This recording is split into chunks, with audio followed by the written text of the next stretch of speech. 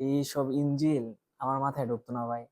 আমার মাথায় ঢুকবো ধরেন এই ধান ক্ষেত করা, মাছ চাষ করা, তারপরে আরো আছে না অন্যান্য যে কৃষি কাজগুলা এডি করা ভাই।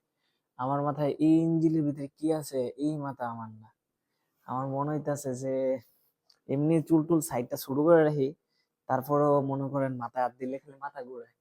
এই যন্ত্রপাতি দেখতেছেন এটি যদি মাথার ভিতরে ঢুকে, আমার মনে হয় না যে কোনো পার্টস আমার মাথার মধ্যে আর ঠিকঠাক থাকবো। তো সত্যি কথা যেটা, জাপানে যারা অটোমোবাইল নিয়ে পড়বেন তারা ওই বুঝা শুনা তারপরে ভর্তি হইেন। নাইলে পরে ভর্তি হয়ে সেরা যখন মনে করেন 10-15 লাখ টাকা টিউশন ফি দিয়ে নেবেন, পরে হাই হাই করে চিল্লাইবেন যে কি লেগা যে ভর্তি হয়েছে। দেখতেছেন তো এইগুলা, এইগুলা একটা মনে করেন ভালো ভালো ইঞ্জিন, বড় বড় গাড়ির ইঞ্জিন, এত পাসপোর্টস যদি থাকে তো কেমনে মনে রাখবে এক একটা এক রকমের নাম। তা আমার মনে হয় না যে আসলে যে পেল চাই সেদিকেই শুধু পার্টস আর পার্টস। তো সবাই চলে গেছে আজকে কিউ খেতে। তো ভাবলাম যে আমি বসে থাকি, আমার যেহেতু মাথায় ঢুকতেছে না কিছু, সবাই